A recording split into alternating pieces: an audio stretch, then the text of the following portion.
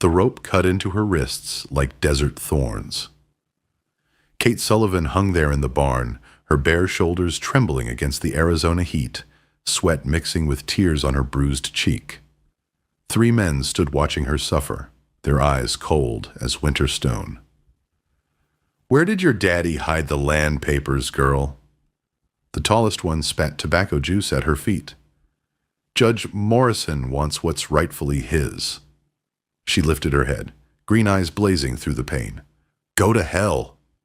The rope tightened. Her toes barely touched the dusty floor now. Blood from the cuts on her back painted dark lines down her pale skin. Outside, a horse snorted. Leather creaked. Footsteps approached the barn door. Tom Brennan had come looking for work on the Sullivan Ranch. What he found instead was a choice that would define the rest of his days. A choice between walking away or stepping into a storm that would consume everything in its path. What would you have done? Tell me in the comments where you're watching from tonight. Tom's hand found his Colt before his mind caught up. Through the barn slats, he saw her hanging there like some twisted angel, her dark hair falling over her face, her cotton dress torn and stained. He'd seen enough, dying in his 38 years. Too much. But something about this woman's defiance, the way she held her chin up, even as the rope bit deeper, stirred something in him. He thought the Apache Wars had killed forever. The memory hit him like a fist to the gut. Sarah. His Sarah, screaming his name as the Apache dragged her from their burning cabin. Their boy, little Michael, crying in the smoke. He'd been too late then. Always too late. Not this time. Tom moved like smoke through the shadows. The first man never heard him coming. The blade slid between his ribs clean and quiet, finding the heart with practiced ease. The second turned just in time to catch Tom's fist across his jaw, the crack echoing like a gunshot in the dusty air. He dropped like a stone. The third man had his gun halfway out when Tom's Colt kissed his temple. "Easy now, friend." Wouldn't want that trigger finger to get nervous. The rope went slack. Kate collapsed to her knees, gasping, her hands flying to her throat. Tom kept his gun trained on the trembling cowhand while he cut the bindings from her wrists. Her skin was raw, bleeding. She looked up at him with those green eyes, and he felt something shift inside his chest. "Who are you?" Her voice was barely a whisper. "Name's Tom Brennan. And you're Kate Sullivan, unless I miss my guess." She nodded, wrapping the torn remnants of her dress around herself. Even battered and broken, she carried herself with a grace that made his throat tight. "My father. They killed my father." "I know. Saw him hanging by the gate. Horse thief, the sign said." Her laugh was bitter as burnt coffee. "Patrick Sullivan never stole so much as an apple in his life. But Judge Morrison needed our land. The water rights." She struggled to her feet, swaying. Tom reached out to steady her, and the touch of her skin sent fire up his arm. "Morrison. Yeah, I heard that name in town. Territorial judge. Territorial devil, more like." Kate's eyes hardened. "He's been stealing land from homesteaders for 5 years. Anyone who stands up to him dies. Anyone who might testify against him disappears." Tom looked down at the unconscious cowhand. "This one's still breathing. Won't be for long if Morrison finds out he failed." He then turned to the third man, whose trembling had turned to open terror. "Get out of here," Tom said, his voice low and dangerous. "And don't ever look back." Kate studied Tom's face in the dim light, filtering through the barn walls. Something about him was different from other men she'd known. Quieter, steadier, like still water that ran deep and dangerous. "Why did you help me?" Tom holstered his gun. The truth was too complicated, too wrapped up in guilt and ghosts to explain. Seemed like the right thing to do. She moved closer, close enough that he could smell the lavender soap in her hair beneath the dust and fear. Morrison will come for us now. Both of us. He can't let witnesses live. Then we better make sure we're ready for him. Kate's hand touched his cheek, soft as butterfly wings. You don't understand. I'm not just a witness. She hesitated, her green eyes dropping to the ground. I'm carrying his child. The words hit Tom like a punch to the solar plexus. He saw it all in her face now. The shame, the fear, the desperate courage of a woman with nowhere left to run. Morrison hadn't just stolen her father's land. He'd taken something far more precious. How long? Tom's voice was rough as sandpaper. 3 months, maybe 4. Kate's hand moved instinctively to her stomach. The morning I tried to ride to Tucson for help, to find a real lawman. That's when Morrison's men caught me. Tom turned away, staring out through the barn door at the purple mountains in the distance. The smart thing would be to saddle up and ride. Leave this broken woman and her troubles behind. Find another ranch, another life, another chance to forget. Instead, he found himself walking back to her. We need to get you cleaned up. Get some food in you. The Sullivan house was small, but well built, with thick adobe walls and heavy wooden shutters.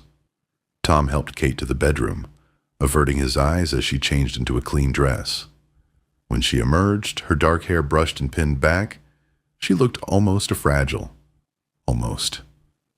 Sit, Tom said, gesturing to the kitchen chair. Let me see those cuts.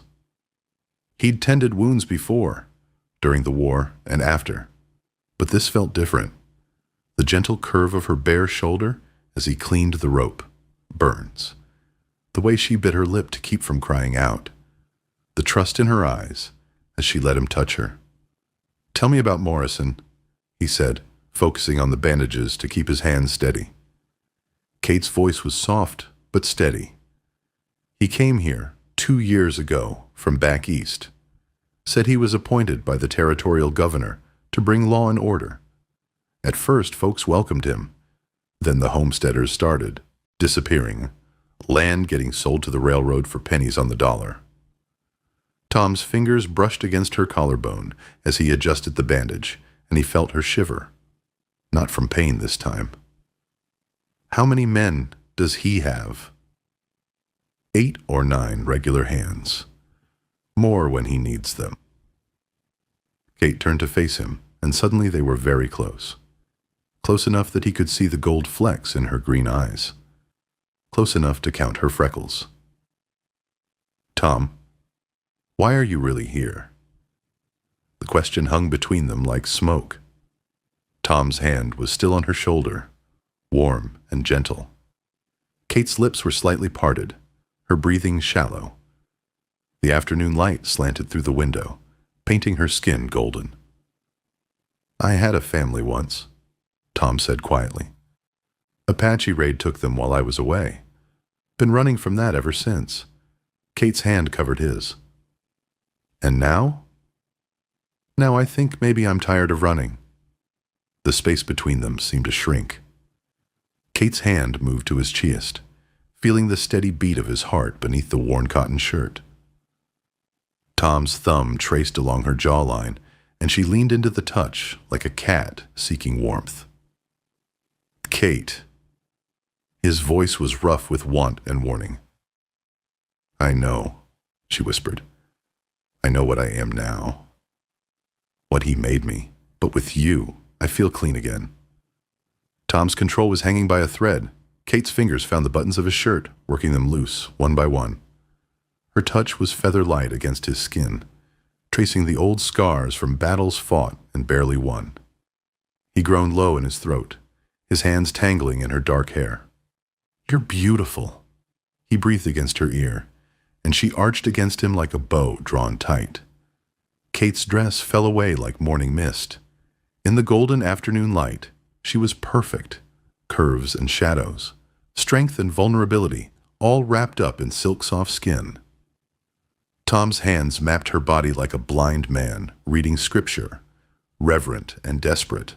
They moved together toward the bed, a dance as old as desire itself.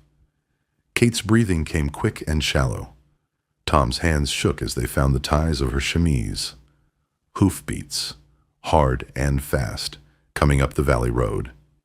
Tom froze, every instinct screaming danger. Kate's eyes went wide with terror. Through the window, they could see the dust cloud rising like a signal fire. "Morrison," she whispered. Tom was already moving, grabbing his gun belt, shoving his arms back into his shirt. How many horses? Kate peered through the shutters, clutching her dress to her chest. 8. Maybe 9. Oh, God, Tom, they're all armed. The hoofbeats were closer now, thundering like Judgment Day. Tom checked his Colt, then grabbed the Winchester from above the fireplace. Outside, men's voices carried on the desert wind, hard and ugly. "Kate Sullivan!" The voice boomed across the yard. "Send out the man who killed my boys, and maybe I'll make this quick." Judge Silas Morrison sat his black stallion like a king surveying his domain.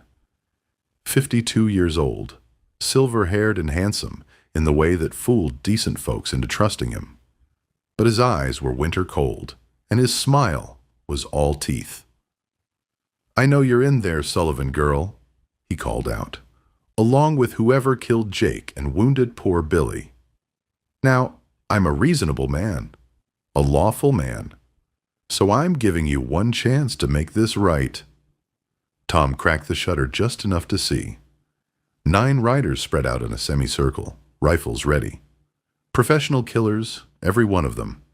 The kind of men who'd burn a family's home for $20 and a bottle of whiskey. "What's he want?" Tom asked quietly. Kate had managed to get her dress back on, though her hands still shook with the buttons. "The land deed. It's hidden under the floorboards. With it, he can claim legal ownership of our water rights." She paused, her green eyes meeting his. "And me. He wants me back." Tom felt rage bloom in his chest like a black flower. The thought of Morrison's hands on Kate, of what he'd done to her, made his vision go red around the edges. "That's not going to happen." "You don't understand," Kate whispered fiercely. "He's a territorial judge. Whatever he does here, he can call it legal, self-defense, pursuing a fugitive. The law is whatever Silas Morrison says it is." Outside, Morrison's voice grew impatient. "You've got 1 minute to come out peaceful-like. After that, we come in shooting. And Kate, darling, you know how much I hate having to discipline you." The words made Kate flinch as if she'd been slapped. Tom saw red, pure, burning red. "Can you shoot?" he asked, handing her a rifle. Kate's hands closed around the Winchester with surprising confidence. "Daddy taught me. Before Morrison killed him." Tom smiled grimly. "Then let's give the good judge a lesson in justice." He kicked open the front door and stepped onto the porch, his Colt hanging loose in his right hand. The sun was low in the sky, painting everything, blood orange. Perfect light for killing. "You, Morrison?" The judge's eyes narrowed. "I am. And you're the drifter who murdered my men. Surrender now, and I might let the girl live long enough to birth my child." Tom's finger tightened on the trigger. "See, that's where you made your mistake. Judge, telling me exactly what kind of man you are." Morrison laughed, a sound like breaking glass. "You think you're some kind of hero? You're outnumbered 9-1, stranger. Arithmetic says you're a dead man." "Maybe," Tom said quietly. "But I was dead already. You just gave me something worth dying for." The silence stretched like a bowstring. In the barn, a horse whinnied nervously. Somewhere in the distance, a coyote howled at the approaching night. Morrison's hand dropped toward his gun. Tom was faster. The Colt bucked in his hand, and Morrison's fancy hat went spinning into the dust. The judge's horse reared, dumping him hard onto the ground. Then the world exploded into gunfire. Tom dove behind a water trough as bullets splintered the wood around him. From inside the house, Kate's rifle cracked once, twice. One of Morrison's men screamed and fell from his saddle. Tom rolled left, came up firing. His second shot took down a skinny cowhand with a scar across his nose. The man toppled backward over his horse's rump, his rifle spinning away into the gathering dusk. "Burn them out!" Morrison roared from behind his overturned mount. "Burn the whole damn place!" A torch arced through the air, landing on the porch roof with a shower of sparks. Another smashed through a window, and Kate cried out as flames began to lick at the curtains. Tom cursed and sprinted for the house, bullets whining around his ears. Kate met him at the door, her face streaked with smoke. "The back way," she gasped, "through the root cellar." They ran through the burning house, flames reaching for them like hungry fingers. The kitchen was already filling with smoke. Tom kicked open the cellar door and shoved Kate down the wooden steps ahead of him.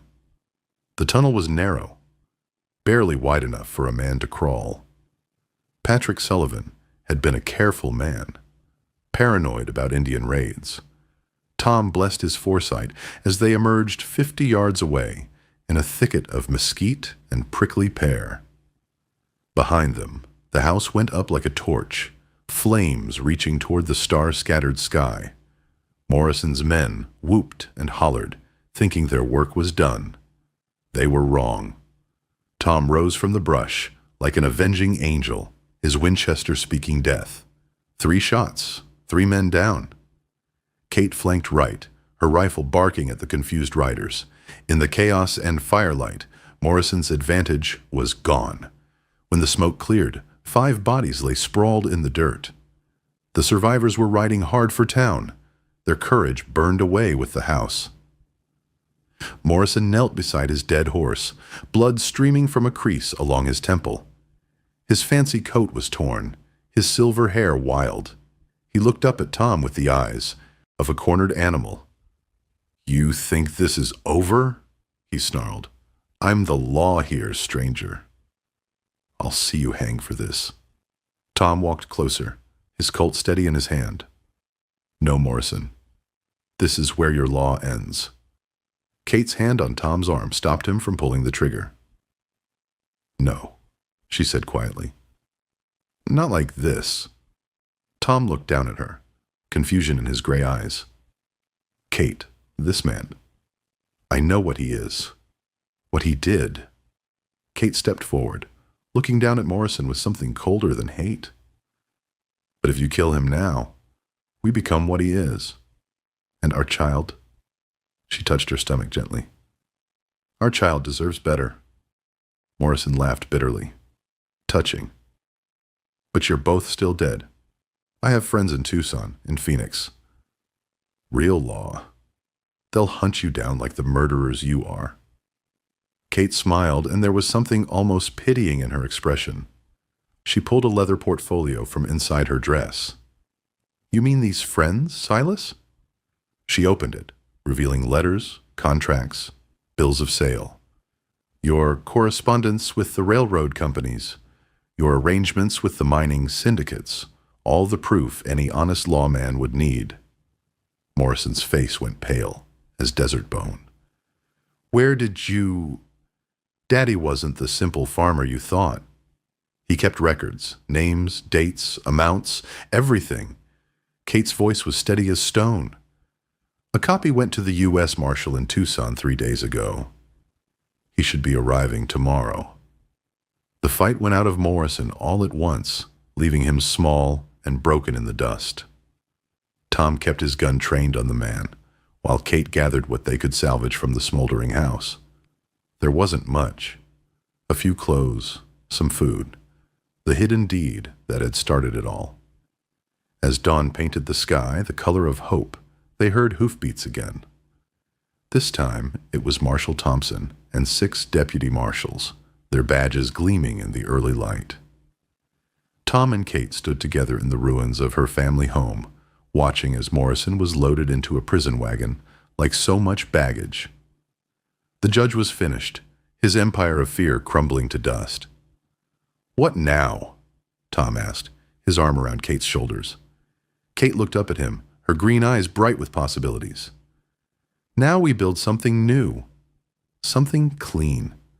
She smiled, and Tom felt his heart skip like a stone across still water. Together.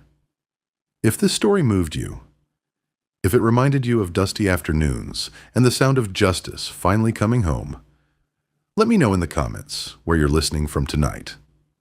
Subscribe for more tales from the American frontier, where love and redemption rode side by side across the endless sky.